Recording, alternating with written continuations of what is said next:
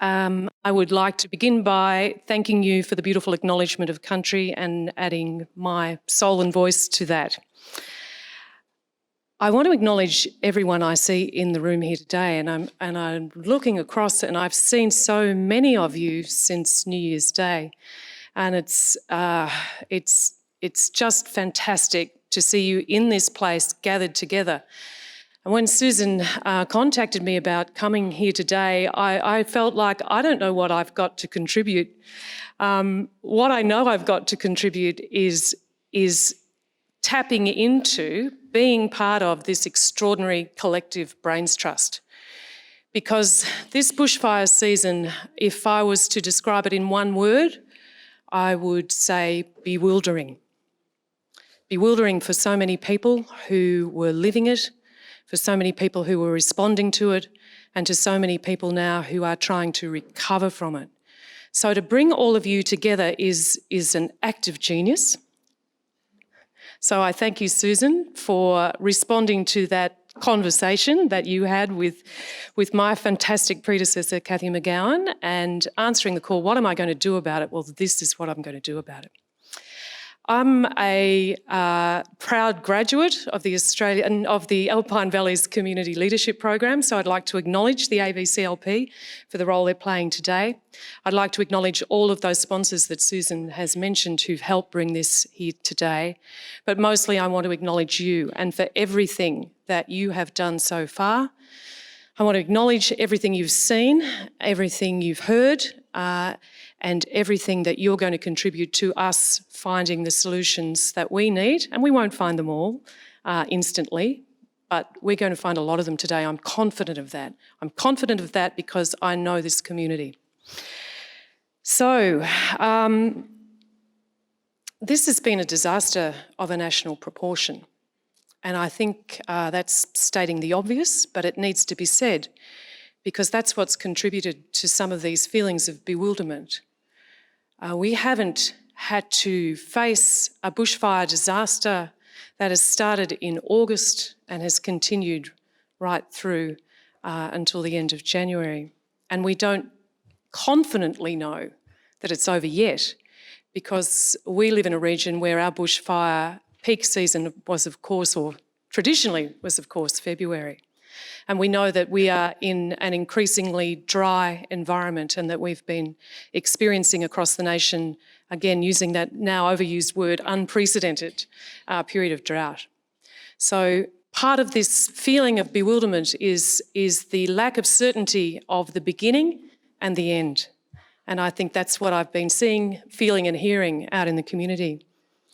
So an early start, a long duration and multi-jurisdictional, and that from a federal government response is indeed unprecedented.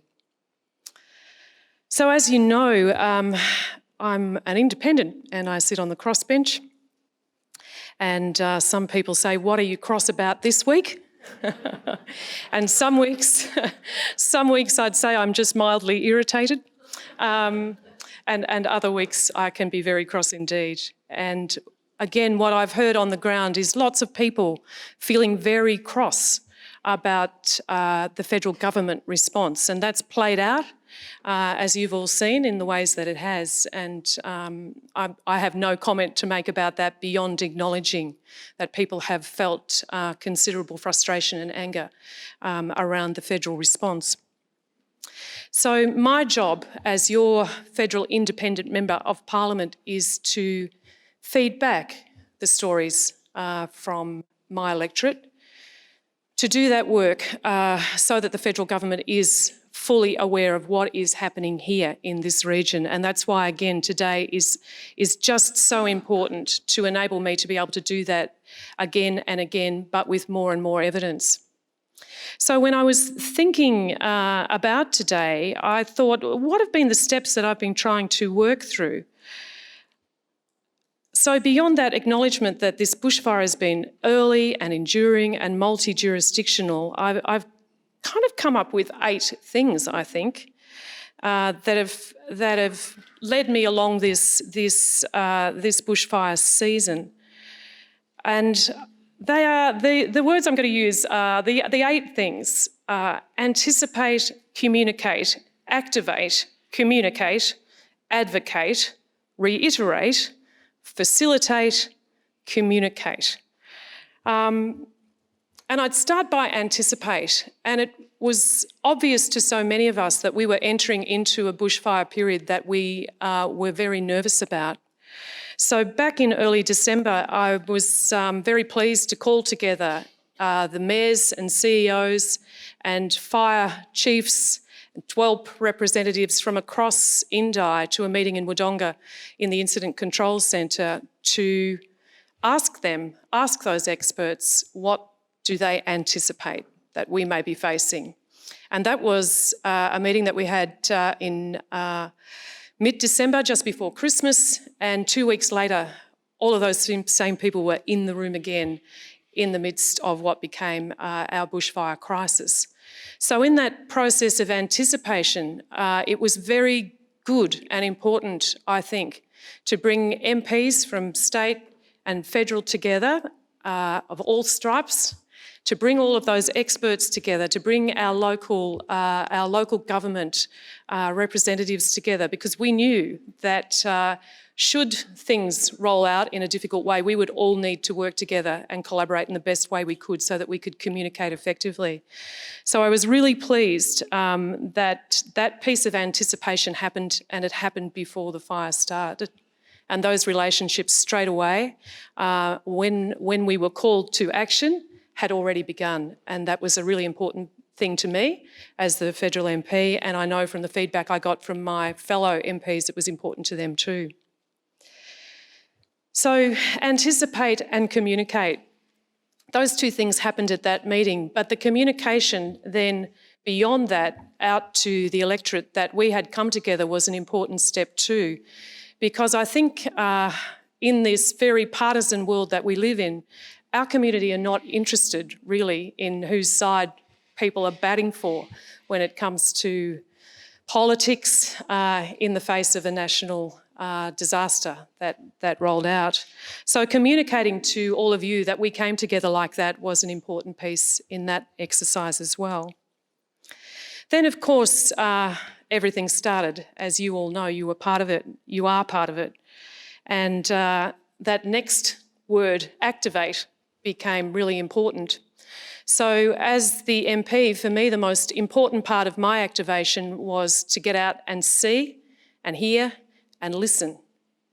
And that's what I really tried to do. So on-the-ground visits for me were automatically straight up into the Tawong Shire, where, of course, there was such significant fire damage ongoing. There was such significant isolation. And what I saw up there, I saw many of you, and I saw many of you doing the jobs that you do so well, but at a level beyond anything I had seen you do before. So my immediate response to that was relief that you were there, and was pride that you were doing that job with such excellence without always the information you needed to do it. Because, of course, what I've seen as a rural and regional MP is what we know as rural and regional Australians, that we operate in an environment where we are challenged by communications on a daily level, where we're challenged by access on a daily level. And as I described to the Treasurer when I spoke to him on the 2nd of January, I said, Mr. Frydenberg, what this shows is that in regions such as mine, the skeleton, a very brittle skeleton, is exposed when a national disaster rains upon us, because we hold our communities together with all our intelligence and with all our capability. But the skeleton that underpins that is rather brittle, because we struggle doing our usual work with problems in communication, with our ongoing issues with black spots, with our ongoing issues with rural roads that have to be funded by small rural councils who are strapped with a diminishing ratepayer base, with our rural health services that struggle in good times to have the workforce that they require to carry out their usual work, and layer upon that a major disaster, and it's all very exposed. And he was kind of shocked to hear it. But that metaphor for him of the brittle skeleton, he came to me later when Parliament resumed and said that really had an impact on me to hear it that way, because the bushfire suddenly exposed to him some of the things that we talk about as regional MPs on a regular basis in the Parliament. So activation, so on the ground visits and gathering details and gathering stories. And we know in this room that the stories speak much more loudly than a whole lot of statistics. Gripping and horrifying as those statistics are, and Susan just laid out for us, the magnitude of impact here in our region. And sometimes I think we can feel, well, the impact seems pretty big here, but the impact up the southeast coast is bigger, or East Gippsland is bigger. And again, what's become apparent to me is this isn't a league table of whose bushfire was bigger. This has become a collective league table of how big this is for our nation. And again, I think that's what gives this sense of bewilderment, is the sheer magnitude.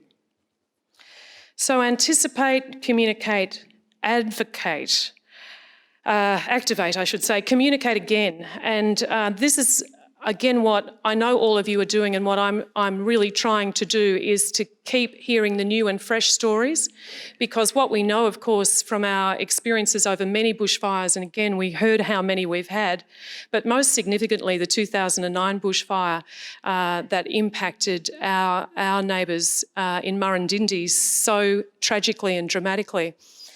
And again, I would want to acknowledge them and the phone calls I got immediately from people in Murrindindi saying, we're here, we've got so much to share, we want to help, what can we do, can we come to you? And that knowledge is extraordinarily rich, and I know we've been pulling on it, and I know that we will need to continue to pull on it more broadly from what's been learnt there. And of course, Ken's going to reflect on some of that, I'm sure. Thank you. Advocate, that's the next word, and that's a key job for me.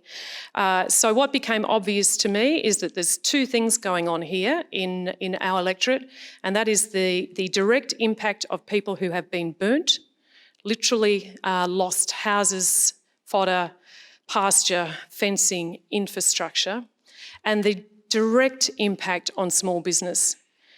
And the small business impact was the bit that was kind of being missed by the feds, and it's been probably my strongest advocacy back to the federal government.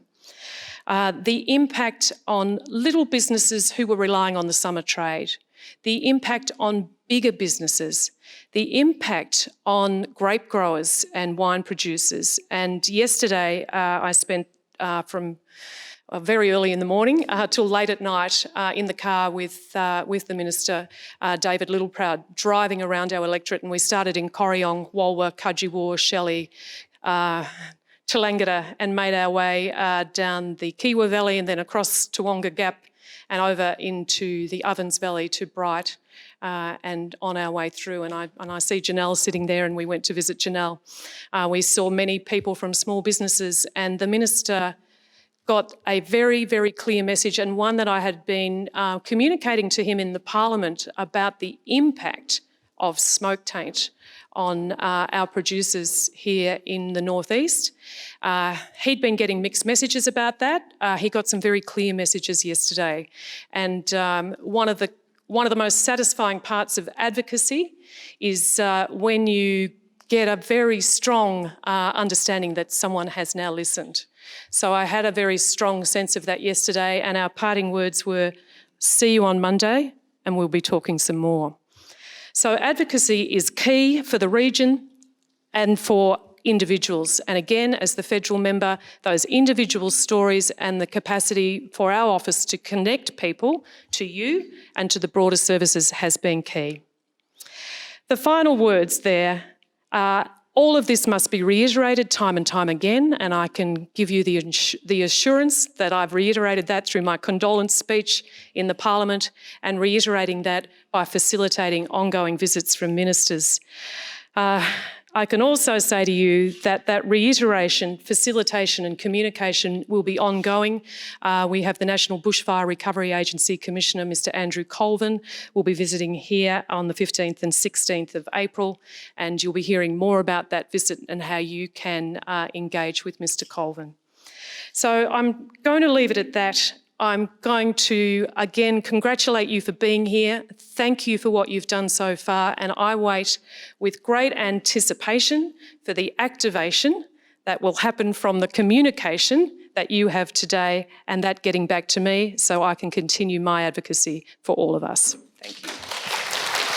Ben?